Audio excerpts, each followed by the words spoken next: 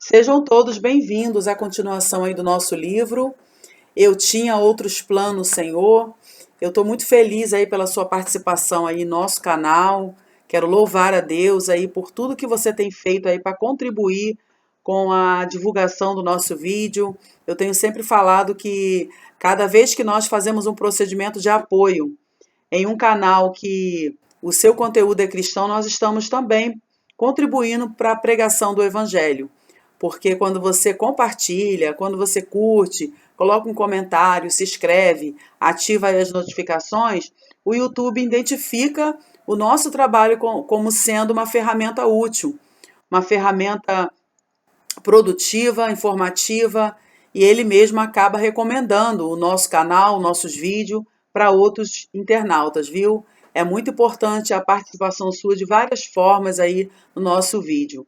E eu também quero convidar você que é novo por aqui a se inscrever no nosso canal, também aí ativar as notificações, porque aí cada vez que a gente postar um novo conteúdo, o YouTube vai notificar para você e aí você não vai correr risco de perder nenhum capítulo do nosso livro e nem nenhum livro novo, tá bom? Que Deus possa abençoar a sua vida enquanto você estiver aí ouvindo a narração desse capítulo 4 e aproveita também para fazer suas anotações. É sempre bom ter uma caneta, um papel por perto, porque às vezes a pessoa vai estar ouvindo, fazendo alguma coisa, mas em algum ponto que você achar importante ou que o Espírito Santo direcionar você, você vai ter como estar anotando ou voltar o vídeo aí. Então vamos lá, capítulo 4.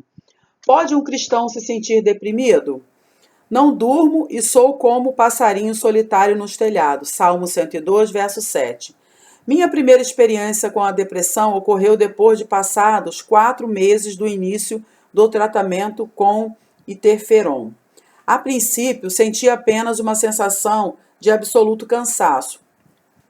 Depois, meu ânimo começou a declinar e, em seguida, fiquei muito confuso, quase incapaz de tomar uma decisão. Lembro-me de ter estado numa loja de vídeos e quase chegar às lágrimas porque não conseguia escolher um filme. A concentração ficou muito difícil.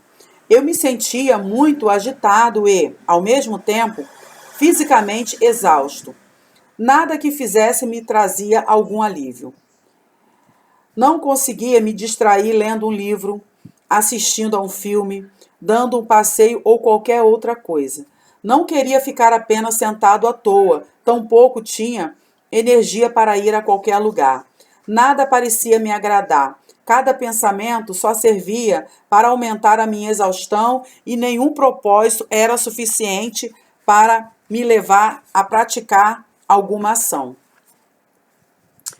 Era aterrorizante. Pela primeira vez na minha vida, senti que estava perdendo o controle. Mais ainda quando fiquei sabendo que era portador de uma doença grave. E mais ainda quando fiquei sabendo que precisava deixar a minha empresa. Naquela época eu podia usar a minha mente para descobrir uma forma de me adaptar, mas agora era diferente. A minha mente é que era o problema. Durante os anos seguintes, essa luta acontecia com frequência. Às vezes era muito difícil suportar, outras vezes era mais fácil. Levou muito tempo para compreender o que estava acontecendo comigo e também levou muito tempo para entender que podia vencer essa dificuldade. Um episódio particularmente difícil aconteceu na metade do inverno. Eu estava lutando de verdade, mas me sentia desamparado e tinha muito medo. Sabia que precisava agir e orar, mas não conseguia nem imaginar como fazê-lo. Finalmente, saí um dia para o jardim levando uma pá nas mãos. Pensei que talvez pudesse me cansar e tranquilizar a mente com um pouco de exercício. Ao sentir-me sozinho, uma sensação de medo me levou a clamar a Deus. A cada momento da pá, eu dizia bem alto: o sangue de Jesus, o sangue de Jesus. Devo ter repetido essa frase mais de 100 vezes. Minhas palavras eram cheias de desespero. Mas em algum lugar, bem lá dentro de mim, eu sabia que somente Ele poderia me ajudar. Pouco a pouco, meu espírito e o meu coração começaram a se acalmar. Não imediatamente, nem de forma drástica, mas devagar e de modo quase imperceptível. Depois de algum tempo, minha mente começou a se acalmar. Comecei a sentir um lampejo de esperança que o meu controle estivesse voltando. Não sei exatamente como isso aconteceu. O que sei é que havia implorado o poder de Deus e também sei que ele ouviu. Não entrei em casa cantando, nem assobiando uma canção. Entrei sentindo um pouco mais de paz e uma forte sensação de que Deus não ia me desamparar. Nos últimos anos, descobri várias maneiras de administrar minha depressão. Tive alguma ajuda dos médicos e também fiz algumas modificações no meu estilo de vida. Contudo, de longe, o que mais me ajudou foi orar e aprender a confiar em Deus. Aprender que Ele tem poder sobre tudo. Aprender a me concentrar com Ele e nas instruções da Sua palavra e do seu Espírito. A depressão é um outro desafio que devemos enfrentar nesse mundo de maldades. Mas, como me entreguei totalmente a Deus, Ele nunca deixa de me dar o que preciso, exatamente como prometeu que faria a todos os que colocassem nele a sua fé e sua confiança. Ele ouvirá o seu povo abandonado e escutará a sua oração. Salmo 102, 17. Pode um crente se sentir deprimido? Pergunte a Eliseu, pergunte a Jó, pergunte ao apóstolo Paulo. Estou anotando aqui, tá bom, irmãos? Eu não sigo muito aquele protocolo 100% de audiobook. Eu sei que a gente ainda está no começo, a gente ainda está crescendo, e aos pouquinhos a gente vai se adaptando aí todos esses protocolos de audiobook, até porque eu não tenho aí, aqui ainda todas as ferramentas necessárias para eu poder estar elaborando um audiobook com 100% de eficácia, né? A gente está começando com as ferramentas que a gente tem.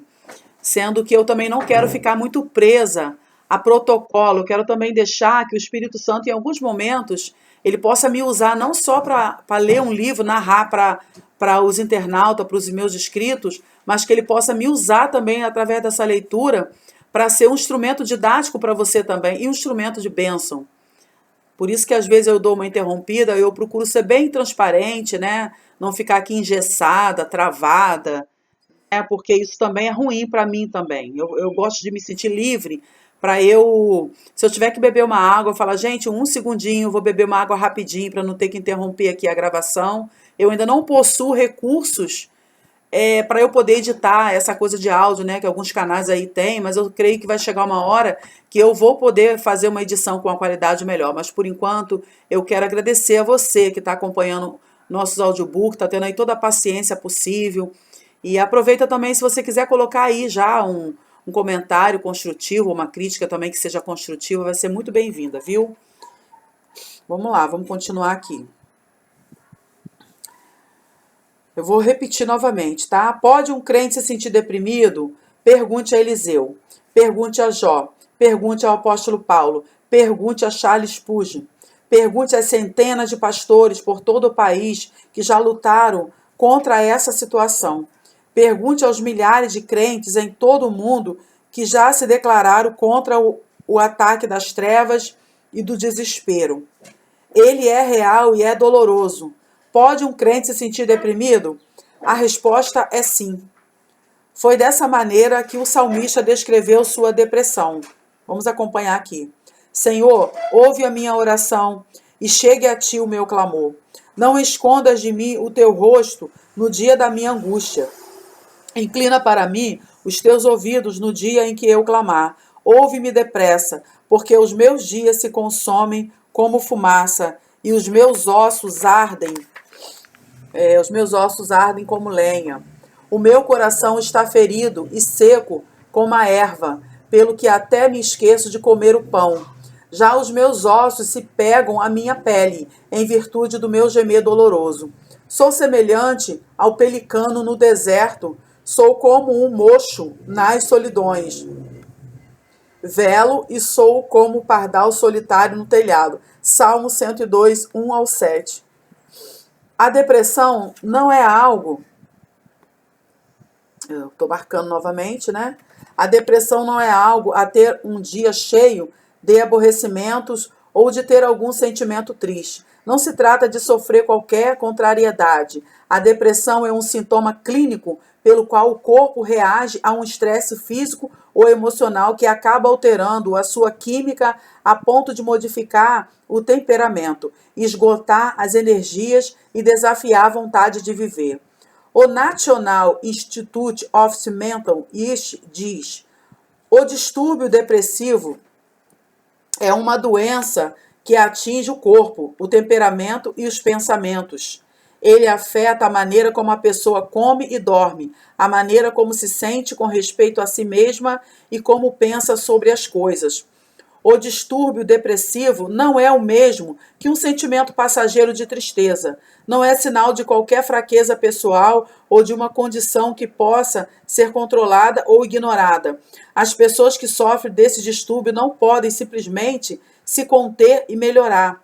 Sem tratamento, os sintomas podem durar semanas, meses ou anos. Entretanto, um tratamento adequado pode ajudar a maioria das pessoas que sofrem de depressão. Nem todos que passam por alguma mudança dramática sofrem de depressão clínica. Quando se vê em frente a uma situação que vai modificar a sua vida, alguns conseguem recomeçar e atravessar a transição sem nenhuma consequência negativa. Você pode estar entre aqueles que passaram por tais experiências sem ter que lidar com o peso adicional de uma depressão crônica. Se esse for o seu caso, por favor, seja compreensivo com aqueles que não foram não afortunados como você. Seja o que for que você faça, não diga àquele que estiver realmente deprimido que mantenha a cabeça erguida. Não diga que se recuse a sentir-se deprimido. Não olhe para a pessoa que estiver nesta situação como se fosse fraca ou não tivesse força de vontade. Não seja como os amigos de Jó e não diga que deve haver pecado na sua vida. Geralmente, o pecado não representa um problema para os crentes deprimidos. Isso porque quando se sentem ameaçados, geralmente uma das primeiras coisas que fazem é pedir perdão a Deus e implorar a sua misericórdia. Portanto, na minha opinião, é raro que o pecado seja a causa da depressão. Vou voltar, tá? Porque eu dei uma pausa aqui para assimilar bem essa frase. Portanto, na minha opinião, é raro que o pecado seja a causa da depressão dos verdadeiros crentes. A história pode ser diferente para não crentes, ou para aqueles que professam crer, porém ainda não aceitaram de fato o senhorio de Cristo em suas vidas. Então, o que você faz, se for um crente, aqui está aqui. Então, o que você faz se, letra A, se for um crente, e, letra B, se estiver com depressão. Primeiro, reconheça que Deus não o condenou. Jesus disse: vinde a mim todos os que estáis cansados e oprimidos, e eu vos aliviarei. Mateus capítulo 11, versículo 28. Nem toda pessoa cansada ou abatida está com depressão, mas toda pessoa deprimida está cansada e abatida. Jesus recebe essa pessoa em seus braços com compreensão e compaixão. Esqueça a ideia de que Deus não aceita você por causa do seu sofrimento. Pelo contrário, o salmista escreveu em Salmos 34, 18: perto está o Senhor dos que têm o coração quebrantado e salva os de espírito oprimido. Em seguida, procure entender que nada poderá ajudá-lo tanto como Deus. Vou virar aqui a página. Nada pode ajudar tanto quanto como Deus e a sua palavra. Esta nunca deve estar longe da sua mente. Por quê? Porque é o melhor antidepressivo que já foi criado. É o único e poderoso antídoto contra aqueles pensamentos. Vou voltar aqui. É o único e poderoso antídoto contra qualquer pensamento negativo. Não sou médico, nem pretendo ser.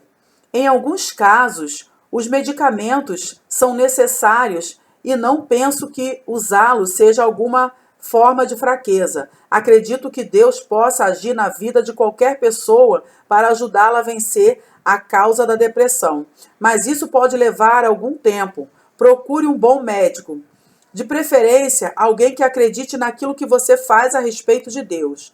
Aceite as recomendações de um profissional médico. Lembrando que essas pausazinhas que eu dou é para anotar, porque eu também estou relendo o livro, então eu procuro também anotar alguns pontos, né? Então eu vou voltar na frase anterior. Procure um bom médico, de preferência alguém que acredite naquilo que você faz a respeito de Deus. Aceite as recomendações de um profissional médico, mas coloque tudo sob a supervisão de Deus. Em Salmos 32:8, o próprio Deus está dizendo: instruir-te-ei e ensinar-te-ei o caminho que deves seguir. Você pode contar com isso. Um médico pode aconselhá-lo sobre a dieta e os exercícios, e essas coisas realmente fazem diferença. Mas, em minha opinião, nada se compara à ajuda de Deus. A ajuda que Deus pode e irá lhe dar se você procurá-lo com sinceridade. Existe uma grande diferença entre ter uma vida cheia de fé e uma vida sem fé. Não estou dizendo que aqueles que vivem sem fé estejam mais expostos aos problemas, enquanto aqueles que vivem pela fé passam incolumes pela vida, enquanto aqueles que vivem pela fé passam incólumes pela vida. Não estou dizendo que um grupo desfrute momentos de fidelidade ou de felicidade, enquanto o outro nem sabe o que é. Mas, se isso fosse verdade, qual seria a diferença? O fato é que aqueles que vivem sem a fé dependem dos seus próprios recursos, enquanto aqueles que vivem pela fé podem implorar a ajuda do Deus Todo-Poderoso.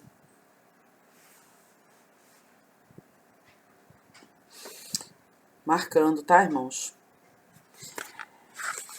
Em qualquer ocasião em que for obrigado a recomeçar, você terá a oportunidade de entrar em contato com coisas novas.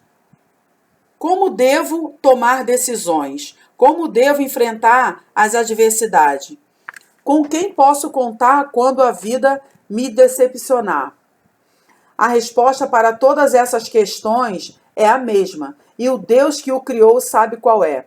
Se você está tentando passar sua vida sem Ele, sem conhecê-lo e a sabedoria dele, é até possível que não esteja lutando contra uma nuvem de depressão, mas estará lutando da mesma maneira.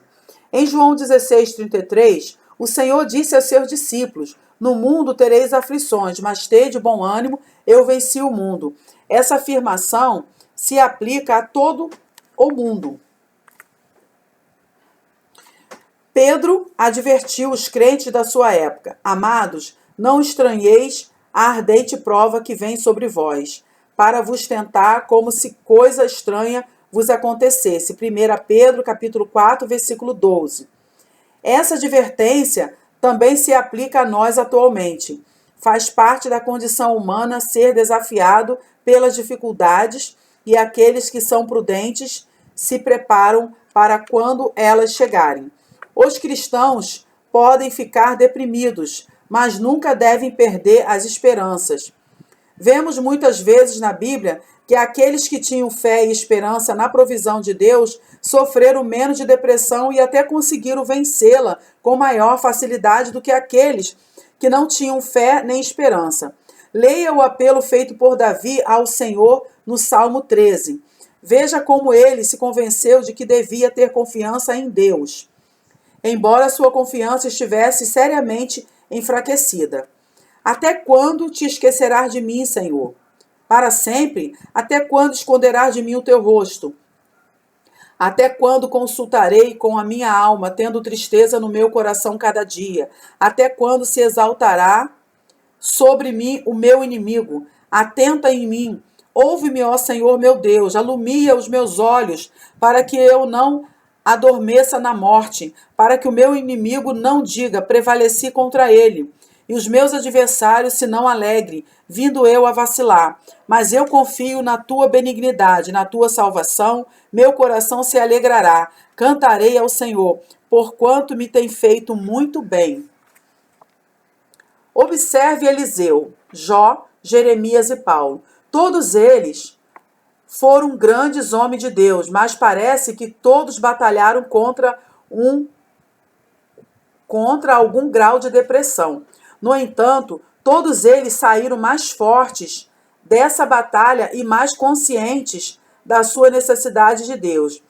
Existe uma dádiva que nasce dessa penúria.